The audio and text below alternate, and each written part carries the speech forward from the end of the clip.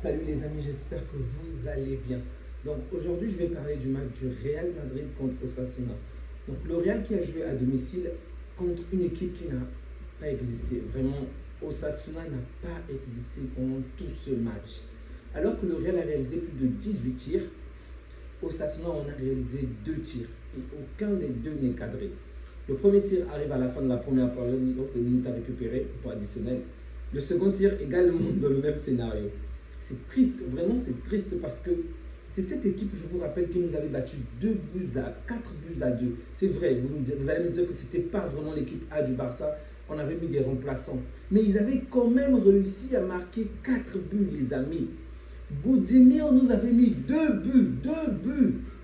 Aujourd'hui, contre le Real, cette équipe était bridée. Elle n'avait aucune intention d'aller dans le camp adverse. Elle n'avait vraiment aucune envie de marquer. Cette équipe n'a pas existé.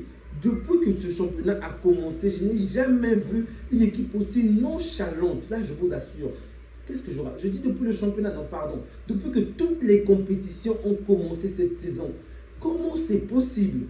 Vous jouez à l'extérieur, dans un stade en feu. Même lorsque l'adversaire vous laisse des occasions, vous ne partez pas dans son camp. Mais c'est quoi le but? Est-ce qu'on a appris à ces joueurs que le but, c'est de franchir la ligne médiane et aller marquer? Je ne sais pas s'ils sont au courant. Je peux comprendre que le coach ne puisse pas être aujourd'hui sur le banc de touche. Il est sanctionné, il regarde le match depuis les gradins. Je peux le comprendre, mais quand même, vous êtes des joueurs professionnels. La moindre des choses, c'est aller dans la direction de l'adversaire, aller dans son camp. C'est pas possible. Vous allez me dire que le Real a bien joué, des tas de choses. Ok, je serai d'accord avec vous et je vais y revenir. Ne vous inquiétez pas. Mais ce qui me met en colère aujourd'hui, je me disais qu'au minimum, ça devait être une victoire, mais 1 ou 2 buts d'écart. Ok, je ne m'attendais pas à ce que le Real fasse ce match ou que le Real puisse perdre, en toute sincérité. Parce que lorsqu'on voit déjà le parcours de Osasuna face au Real, c'est, je crois, au cours de ces 10 ou 15 dernières années, c'est pratiquement 12 victoires en faveur du Real et aucune victoire en faveur d'Osasuna, à peu près quelques matchs nuls, sauf erreur de ma part. Donc, je ne m'attendais vraiment pas à ce que Osasuna gagne. Mais à la limite, offrez-nous un tout petit peu du spectacle. Un tout petit peu.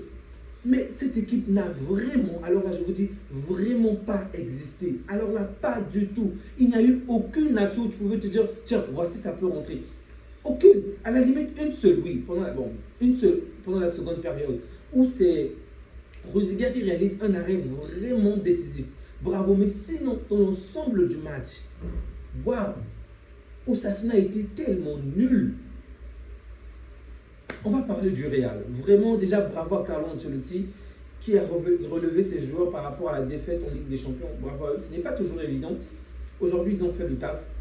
C'est vrai que l'adversaire était inexistant, mais c'est quand même du bon travail. Déjà, le positionnement des joueurs était très bon. Ok, en défense, en milieu, en attaque, il n'y a pas eu de surprise. C'était un bon positionnement. La mauvaise nouvelle de la soirée, la blessure de Rodrigo ainsi que de Vasquez.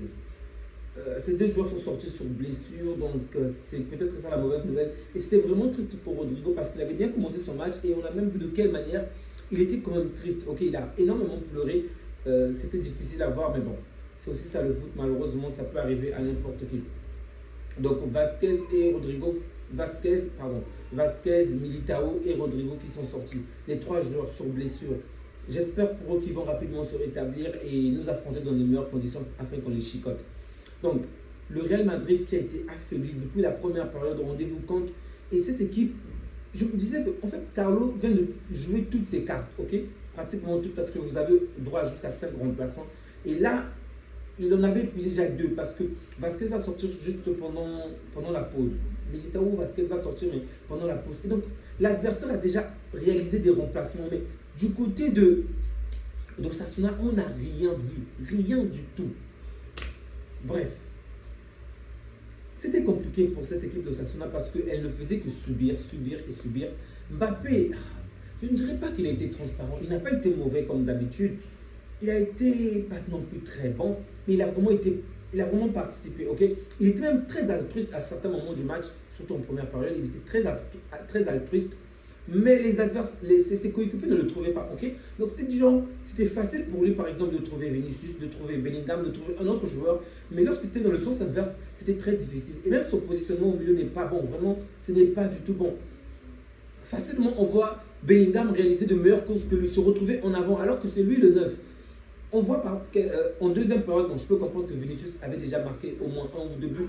Vinicius va revenir finalement au milieu et Mbappé va un peu aller du côté gauche, mais même là, tu vois la différence.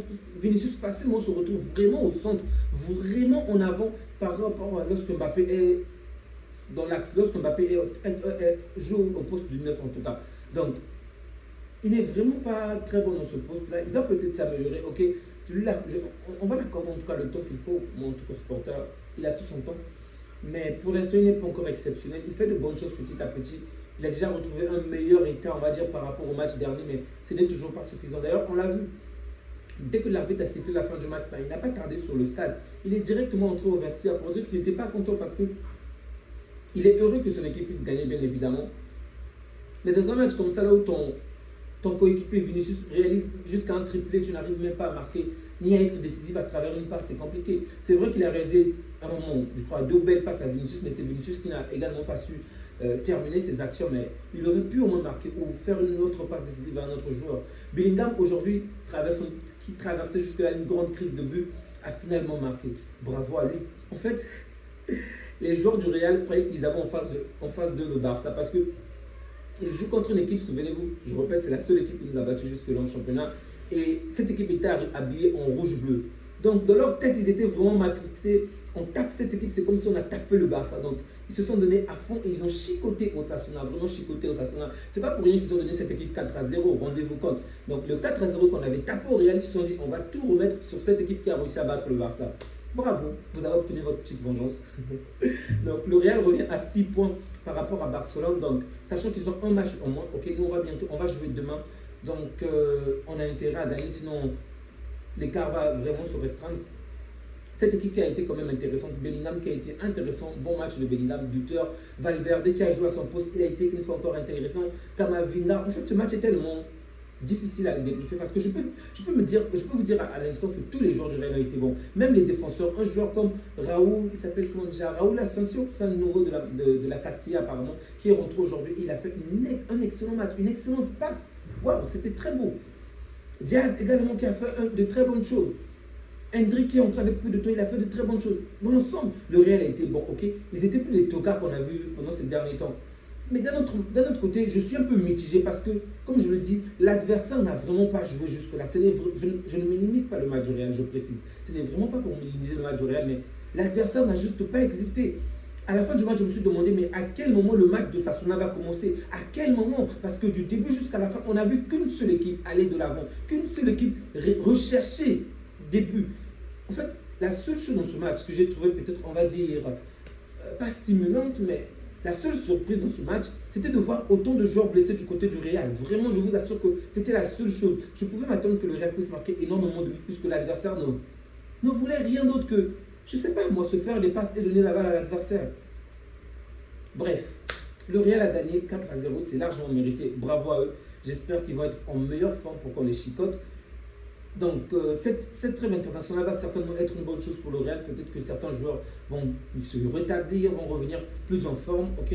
Donc, je ne suis vraiment pas fan des périodes des trêves. Vous savez si bien, ce n'est vraiment pas la période dans laquelle la chaîne explose. Mais je vais essayer de faire des vidéos même pendant cette période. Les amis, on va s'arrêter là pour le Real. Ok. On se dit à bientôt pour le match du Paris Saint-Germain. Donc, prenez bien soin de vous ainsi que de votre que Dieu vous garde. Au revoir.